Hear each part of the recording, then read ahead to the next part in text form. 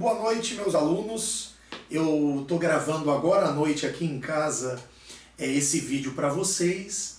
E o motivo que eu achei interessante foi que um dos alunos da turma da manhã do terceiro ano comentou comigo: professor, por que você não grava um vídeo com um celular e depois joga no grupo da sala? Eu pensei, caramba, já não é a primeira vez que eu penso em otimizar a aula, aproveitando, por exemplo, para fazer uma revisão da nossa matéria. Esse foi um dos motivos iniciais que fez com que eu tivesse aqui essa possibilidade de realmente utilizar um instrumento que é a internet e o Facebook. Não só para paquera, não só para a gente fazer brincadeiras ou bisbilhotar a vida dos outros. Ou, como eu digo, né, fingir coisa que nós não somos, que o Facebook tem um pouco disso. A gente passa uma imagem que não é verdadeira. Mas enfim, eu estou aqui fazendo uma improvisação, batendo um papo com vocês. Tem um segundo motivo. Vamos focar. O segundo motivo muito importante é que para a turma da manhã faltou eu fechar um raciocínio da última matéria que nós vimos. Aí eu pensei, caramba, eu simplesmente fechei a matéria da prova, encerrei as obrigações do empresário e esqueci de dizer para vocês quem é o pequeno empresário. Aquele que, me permitam aqui, porque está tudo mesmo de uma forma improvisada, aquele que... Eita, tinha separado aqui para vocês. Lembra que eu falei para vocês, o último ponto, antes de entrar na terceira obrigação dos empresários, que é a realização de balanços periódicos? Eu falei assim, quem está dispensado da escrituração?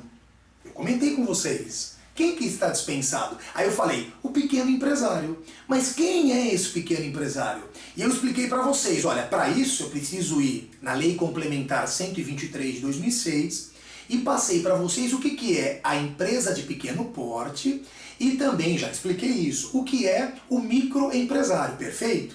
Eu encerrei e expliquei. O microempresário é aquele que vem a auferir anualmente o lucro bruto, né? Um lucro bruto de até 360 mil reais. Então, ou seja, de até igual ou inferior a 360 mil reais por ano de lucro de receita bruta. Perfeito? Receita bruta, perdão.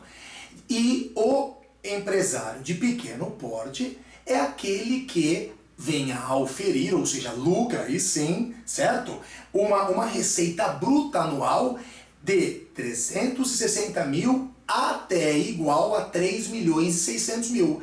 Eu encerrei e passei para a realização de balanços. Tá bom, mas quem é o pequeno empresário? Eu expliquei esses dois pontos para vocês compreenderem que o pequeno empresário é aquele que está no artigo 6868 da Lei Complementar 123 de 2006. Deixa eu ler rapidamente. Quem é ele? Olha o que diz, vamos lá. Artigo 68 da Lei Complementar, que nada mais é do que o Estatuto da Microempresa. Vamos lá. O que fala o artigo 68? Do pequeno empresário. Olha lá. Considera-se pequeno empresário para efeito de aplicação do disposto no artigo 970 e 1179 da Lei 10.406, ou seja, do Código Civil de 2002, o empresário individual.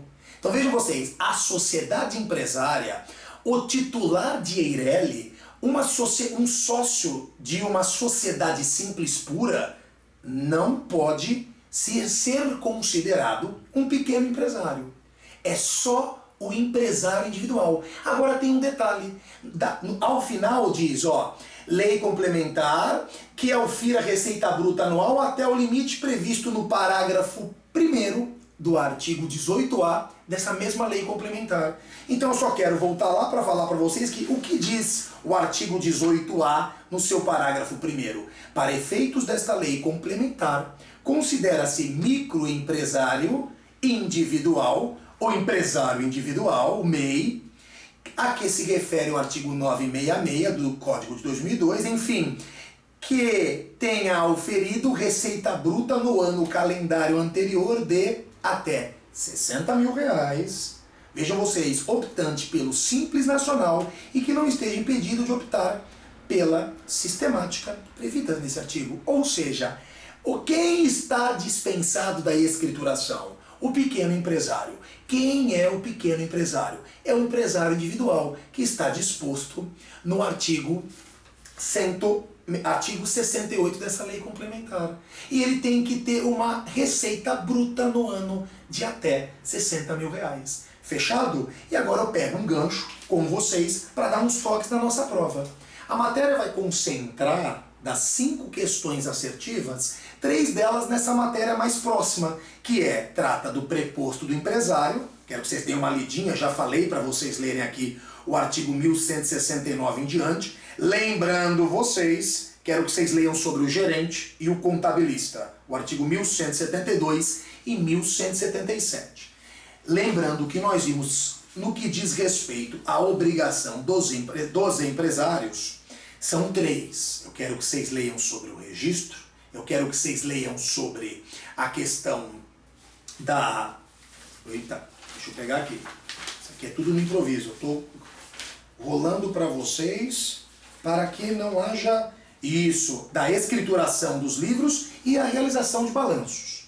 Lembrem-se, meus alunos queridos, que a realização de balanços... Não é a realização de balanços que eu vou falar agora. Eu vou falar sobre alguns pontos importantes.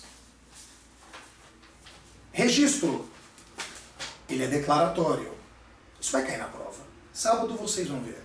O registro é declaratório. E por que ele é declaratório, o registro? Obrigado, mas declaratório. Porque não é porque o empresário comum, que eu já expliquei para vocês, quem é o empresário comum, professor? É aquele empresário individual, o titular de uma empresa individual de responsabilidade limitada e uma sociedade empresária nas suas diversas espécies. Perfeito? Então é esse empresário que é obrigado a fazer o registro, mas o registro ele é declaratório. O registro não é constitutivo. Não é constitutivo. Lembrem-se disso, que é muito importante para que não haja problemas.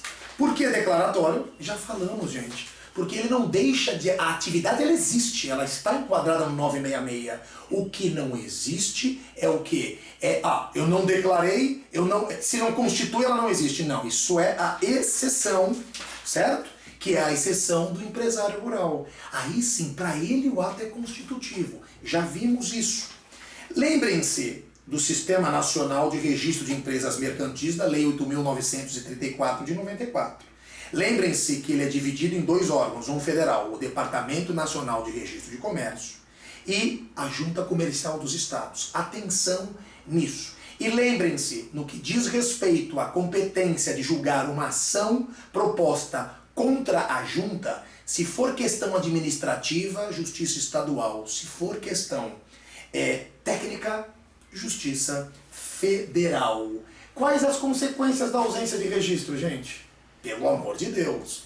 3 são as consequências, professor. Você não pode, o empresário não pode requerer, não poderá requerer a falência de um terceiro, ele é credor de um terceiro. Não pode usufruir do benefício da recuperação judicial. Estou falando aqui tudo da Lei 11.101 de 2005. E por fim, não pode participar de licitação. Qual o livro mais importante para todos os empresários? Indispensável. O livro diário, que rima com empresário, que o empresário é um cara bacana. Vocês lembram disso, da passagem. Princípio da sigilosidade do 1190, hein? Não tem nada de publicidade. Os documentos são sigilosos. Já pensou se o meu concorrente consegue descobrir o que seria da minha vida como empresário? Enfim, eu queria só dar esses pontos. A matéria ficou curtinha, porque eu tenho essa questão de embolar. Para finalizar, cai sim questões anteriores. 2 questões que eu vou buscar, certo? Lembrem-se e deem uma lida nas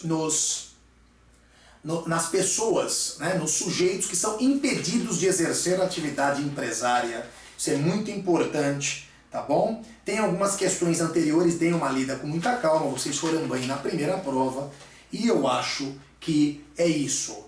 Uma revisãozinha simples, bem objetiva, certo? Qual a consequência da ausência de escrituração para o empresário no dia a dia? Nenhuma. Lembra disso? Nenhuma. No que diz respeito à atividade empresária, nenhuma. Lembrei disso aqui, lembrei disso. Nenhuma. Nenhuma.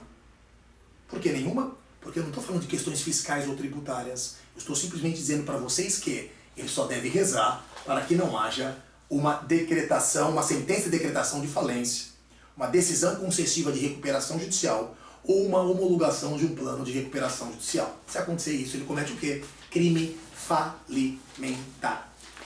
Leiam sobre os balanços, o patrimonial que trata do ativo e do passivo e o do resultado econômico, artigo 1188, artigo 1189, trata dos lucros ou perdas. Gente, era isso que eu queria falar, amarrar, agradecer os alunos, falar que foi muito bacana poder usar esse instrumento que é o Facebook para uma coisa muito útil, que é o ensino e a educação, e estar aqui com vocês fora do horário. Foi improvisado, foi uma maneira de fazer, bater um papo com vocês é uma primeira vez. Se falei besteira, se corri, errei, alguma coisa, vocês levem em consideração. Para finalizar, o que eu tenho a dizer para vocês, como sempre faço em classe, estudem, estejam preparados para a prova no sábado. Um beijo com muito carinho e respeito para vocês, minhas alunas queridas. Um salve para a rapaziada. Até sábado. Ah, e ó, dúvidas aqui embaixo no Face, né? Eu vou colocar no Facebook, isso aqui já está publicado. Então, digitam, escrevam comigo e avisem o pessoal da classe. Um beijo, até mais, até logo.